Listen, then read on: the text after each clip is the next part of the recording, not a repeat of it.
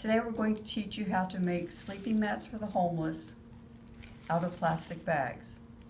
3 steps. 1, of course, collect your bags. The next thing is to cut them into loops. Take your plastic bag, lay it flat on the surface, smooth it out with the handles to the left. The next thing I do is I grab the top of the plastic bag past the handles and then the seam and roll towards me. Give it a little smooth.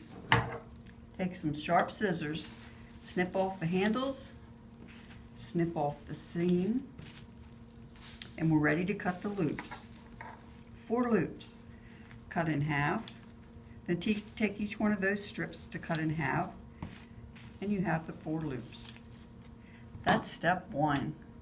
Step 2 is to join the loops. Open the loops, one in each hand, and make like the letter T. It's a sloppy T. Okay. Over the top and under, switch hands, pull the bottom of the T in the top, and you've joined the loops. Continue this, joining the loops.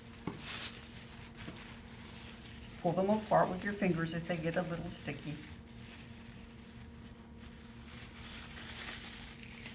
Oops, now that tore, and that's okay, because you know what? We can just make a knot to join the loop and keep continuing. This will not matter when you start to crochet. As you can see, we get 4 loops from each bag, and my completed mats take about 600 bags. Okay, continue this from here to California and back.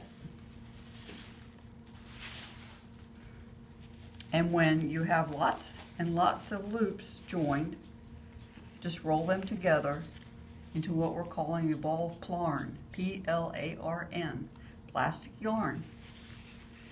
This is what we'll use as your crochet material. To begin the crochet, the 3rd step is to crochet the mat. The finished mat will be 6 foot by 3 foot.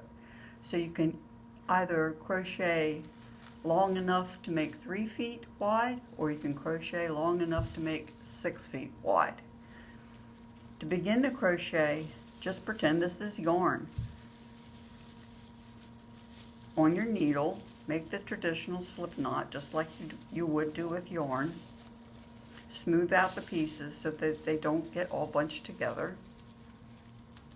Make the slip knot on your size N is what I use, crochet hook.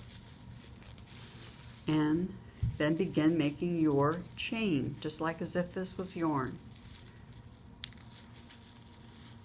Chain 1, chain 2, chain 3, chain 4, etc. And the reason I'm saying etc. is because we do not count the chains. What we do is we just continue this until it is 3 feet long. That's why you'll need measuring tape or measuring stick to continue chaining until your chain reaches 6 feet or 3 feet, depending on which way you'd like to crochet.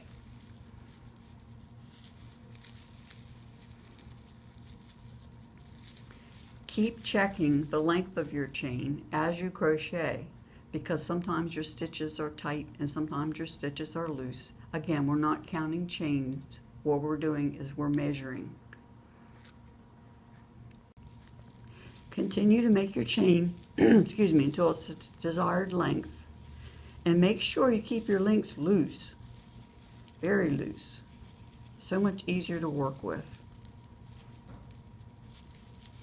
When you get to the end of your chain, either 6 foot or 3 foot, depending on which direction you're crocheting, you need to do 1 turning stitch, just like in crocheting with yarn, and work back across your chain. Now, you have the loop that is on the crochet hook. Then you have your turning loop. And thirdly, is the third loop is where you're supposed to start the crochet back across the length. Single crochet is the only stitch that I use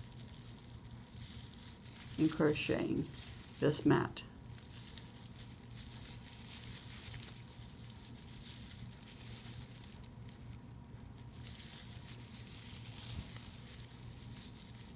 Keep them loose. If you push them up on your crochet hook a little bit each time, kind of give it a pull or a tug, it'll help a lot to keep the stitches loose.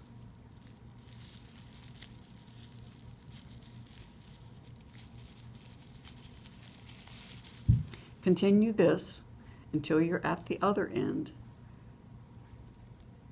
and then do a turning stitch and work back. Now it's time to make the carrying strap.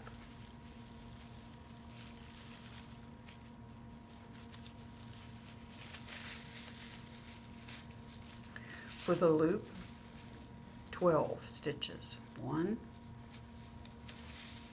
2, 3, 4, 5, 6, 7, 8, 9, 10, 11, 12. And join the first stitch with a slip stitch. Goes through and pull it through. And you have your circle. Next you will continue to chain until the strap is 7 feet long.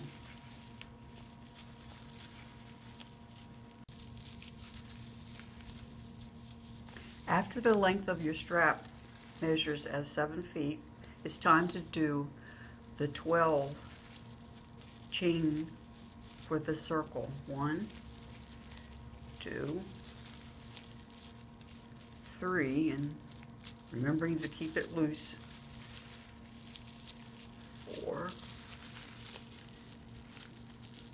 5, I'm reminding myself to keep it loose. 6, 7, 8, 9, 10, 11, 12. Okay, count back 12. 1, 2, 3, 4, 5, 6, 7, 8, 9, 10, 11, 12. And do a slip stitch. Slip stitch just pulls it through. And you have your other loop. Now it's time to continue to make the second row. I usually start right where I am on the loop to begin the second row using a single stitch. So I'm going around the circle using a single stitch.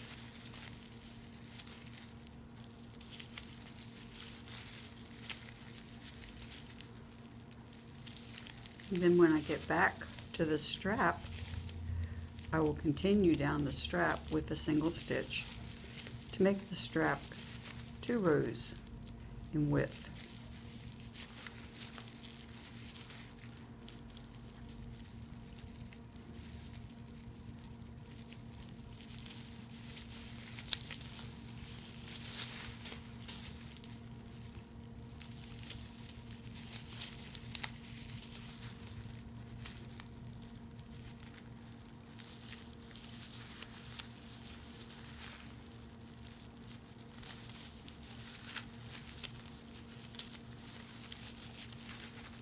Here I am back on the strap, ready to continue with the second row.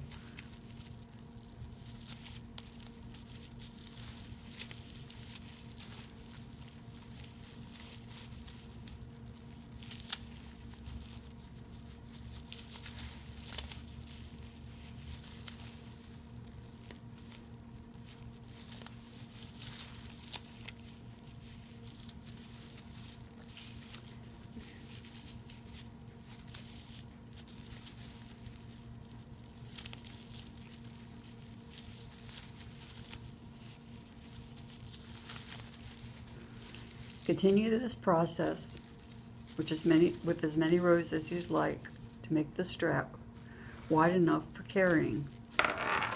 I usually use 3 rows in my straps. So it will be 12 for the loop, 7 feet for the strap,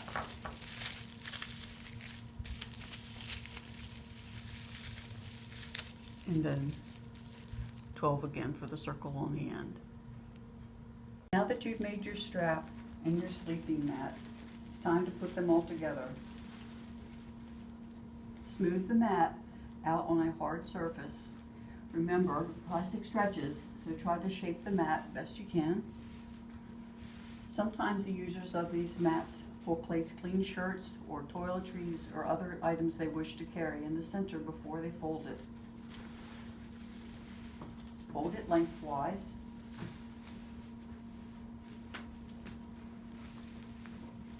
And tightly roll the mat.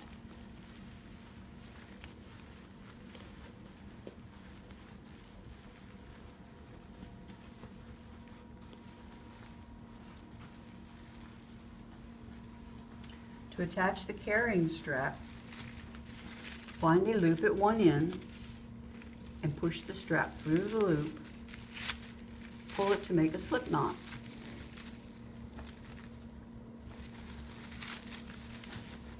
Put on one side of the carrying mat.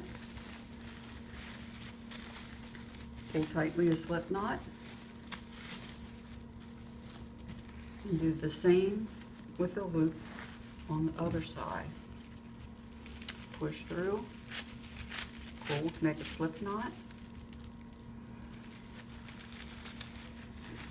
and place it on the mat.